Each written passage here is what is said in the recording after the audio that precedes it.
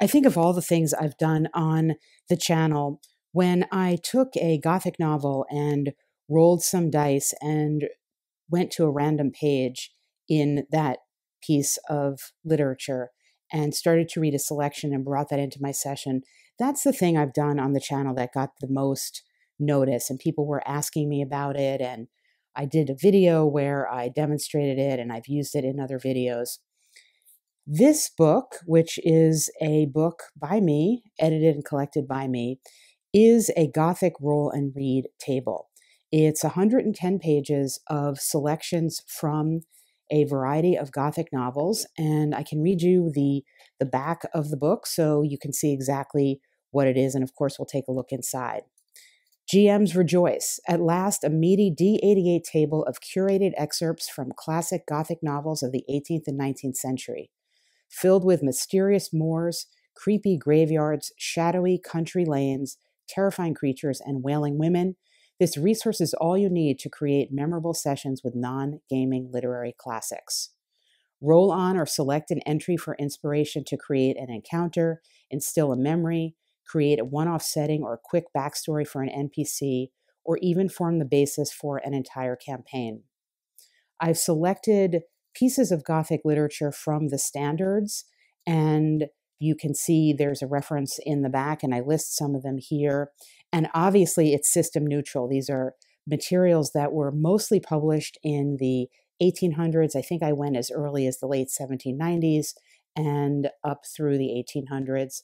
They are perfect for bringing in some literary storytelling to sessions, and they could go with horror, Gothic, Lovecraft. Obviously, I think I chose maybe one from Lovecraft, but these are atypical things. These are not things that you would typically see, although I did put one Lovecraft in there: supernatural, occult, or weird games.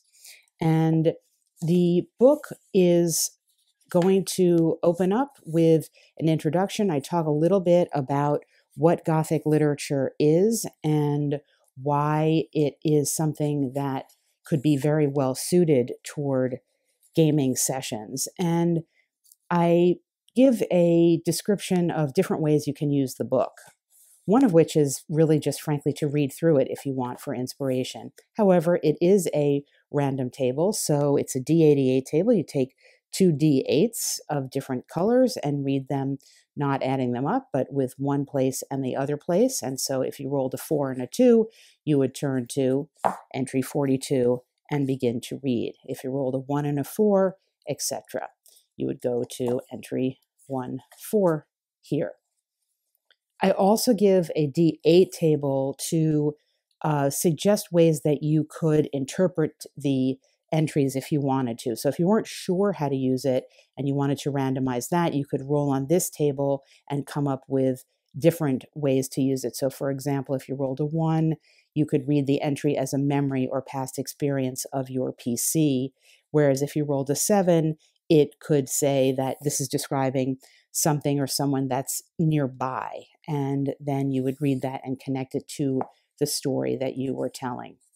And then the book itself is this D88 list of entries. And I called it Wanderings because I attempted to make selections that were exterior for the most part, that there are some, I believe, that there's make mention of a house or approaching a house, but really I was trying to focus on things that were in the outside.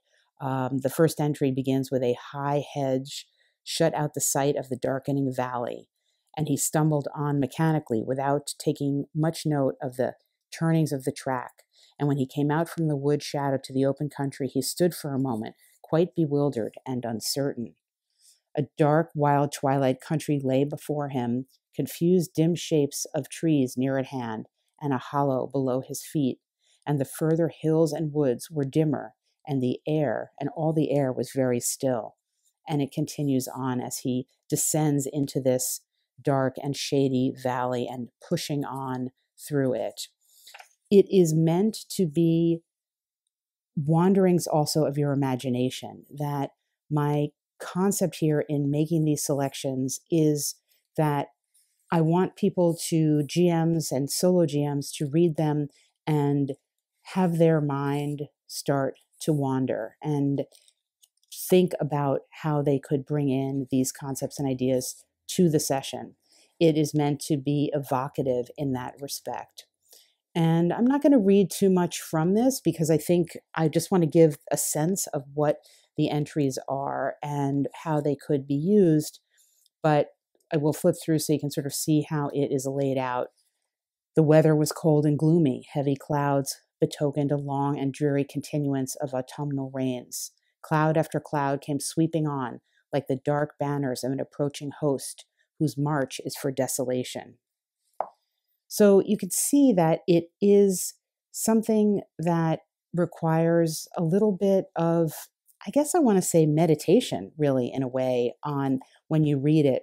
I also envisioned it, although I used it in my video, or I've used these concepts in my videos as a solo player, I really envision this also as something that a GM could just pass around the table to a player, have them roll 2d8s, open up and start to read something, and then connect that in some way to the story, and maybe give the player the option of, here's a memory for your character, or here's a rumor even for the story. And what is it? Well, here, you can read this, and then let's see how it fits into our story. As you flip through the book, you can see that some of the entries are longer, some of them are shorter.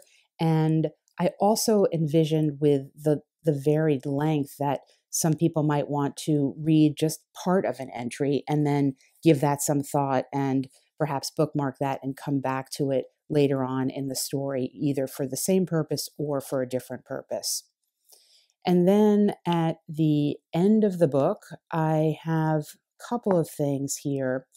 I've got just a page here. If you follow my channel, you know that one of my most often used random yes/no types of tables in my solo RPG wallet is this one. It's a basic percentile table, and I decided to reproduce it here. It is in the size, it's poker card size, so you could cut this out if you wanted to and have that, or make a copy of it and have that to use as, you could sleeve it and put it with a card, so you had that there.